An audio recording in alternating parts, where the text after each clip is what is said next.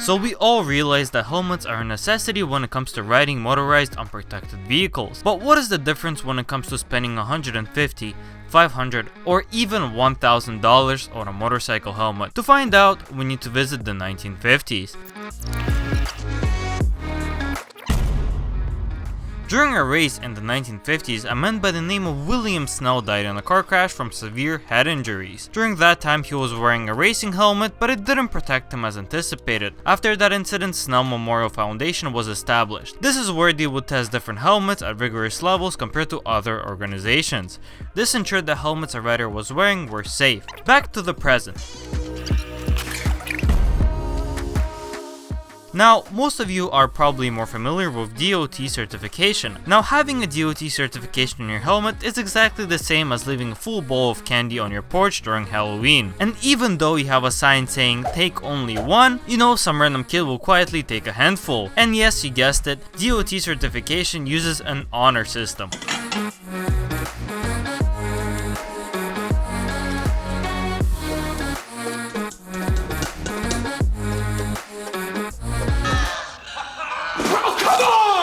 All Snell helmets will pass DOT, but not all DOT will pass Snell, which makes Snell superior when it comes to safety. Now when it comes to Europe, every motorcycle helmet have to have an ECU rating. ECU rating does not use an honor system and is also fairly rigorous when it comes to testing. The difference with the ECU rating is that they test their helmets at slower speeds and use a smooth anvil which provides a lower energy blow, while DOT and Snell are tested for higher speed impact. All in all, Snell and ECU have their cons and pros, so do your own research.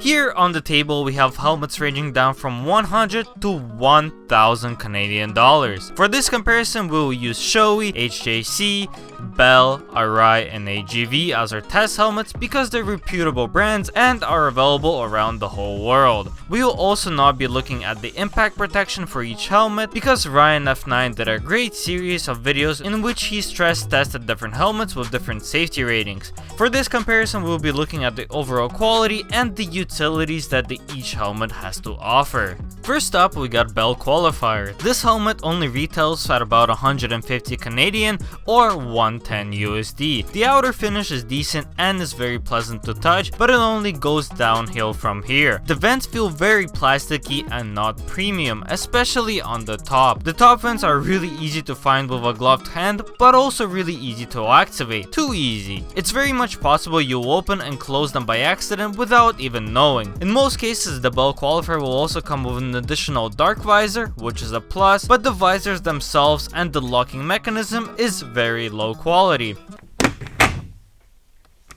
The locking mechanism does not do a good job of providing a perfect seal. The visor has only 3 positions, them being open, almost closed, and well, closed. Additionally, the visor is not pin lock ready, so it's likely the visor will fog up in colder weather. And finally, the interior. The interior liner is nice and squishy and for the price is adequate.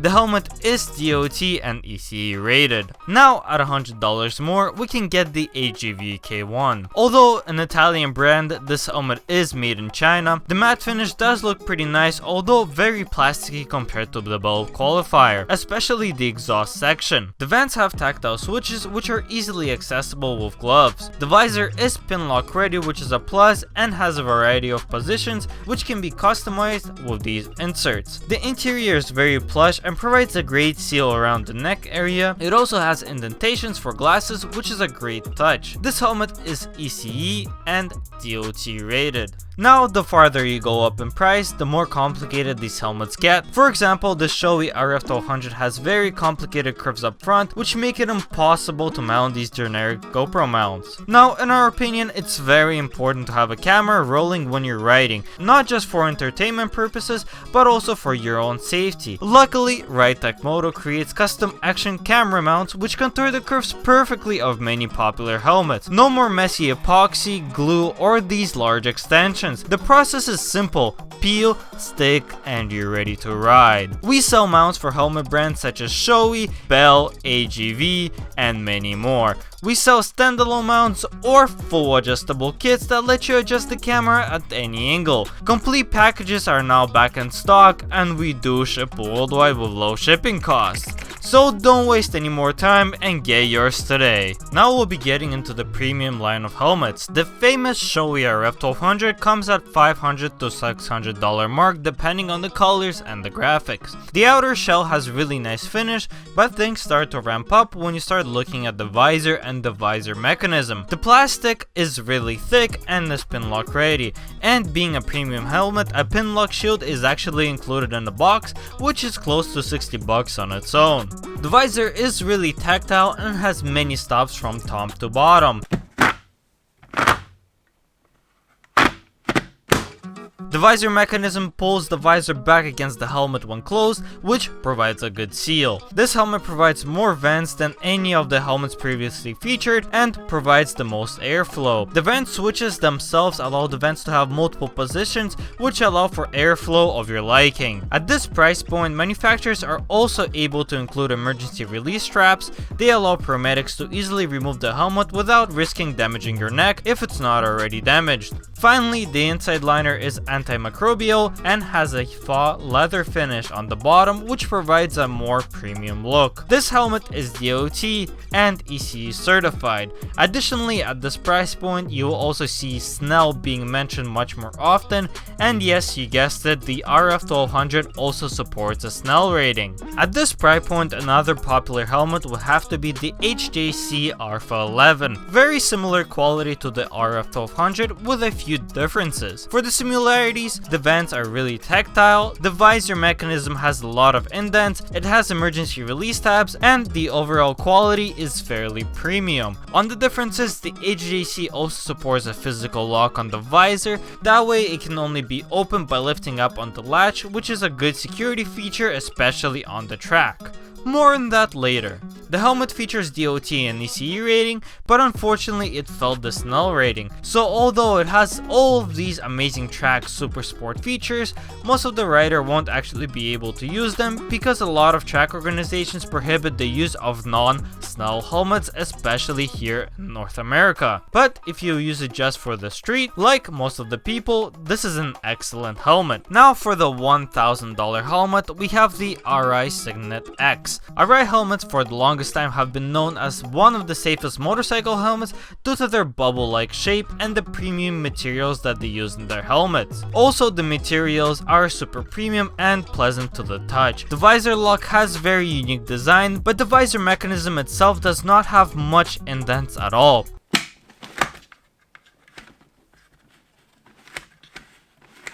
As compared to like a Shoei, it's more closer to Bell Qualifier, which is kind of disappointing to me. The helmet features a large amount of vents which provide a lot of airflow, and it even has vents integrated into a visor. This Arai is Snell, ECE, and DOT rated, which shouldn't be a surprise at this particular price point. And finally, we have the Shoei X14. When it comes to materials and the external finish, it's very similar to the Shoei RF-1200, but with a few slight differences. The visor mechanism is identical for both helmets, although the X14 does feature a lock for extra security if you're using it on the track. The X14 also offers a more premium venting system, largely due to the cheek pad cooling system, which the RF-1200 does not offer. The interior is highly customizable with many different interior parts available compared to the RF-1200. This really ensures you get a perfect fit. This helmet is specifically built for great aerodynamics and offers all the safety ratings which should be expected. Now, after looking at all these helmets, this is my opinion. I would avoid the cheaper $100 helmets because in my experience they don't provide a great seal around your neck, which make it sound like nuclear bombs are going off inside your helmet. The visor mechanisms are really cheap and most of the time let air go through, which make the ride less enjoyable. If you want a budget helmet that performs well for the price, I would bump up the choice to something like an Agv K1. The visor mechanism is outstanding for the price, and the seal around the neck is great, and the overall materials feel more premium. Now, if you take motorcycling seriously, I strongly suggest you go for the helmets in the $500 range. These helmets offer outstanding ventilation for the price. The visor mechanism usually doesn't get any better than what these helmets offer, and the overall finish is just premium. The vent switches are almost always super clicky and tactile, and the seal between the visor and the helmet that they provide from the wind is usually really good. At this price point, you always get a bump in safety ratings, and emergency release cheek pads are also very common. But how do they compare to helmets that are double the price? Well, take a look this way. A $1,500 guitar may sound twice as good as a $100 guitar, but in no way would a $5,000 guitar sound twice as good as $1,500 guitar. The higher in price you go, the less of a difference you start to sense. This applies exactly the same to these helmets. There is a huge jump going from a $100 helmet to $500, but going from $500 to $1,000 is not that big of a jump. Now, of course, you get extra features such as better venting, better customizability, and most of the time sleeker looks. But when looking into safety, you can't really beat helmets that come in the $500 range if you choose the right one. Thank you guys so much for watching this video. Check out our new site ridetekmoto.com if you're looking to buy a GoPro mounts or LCD flip kits. Many other videos are coming out soon, and we will see you in the next one.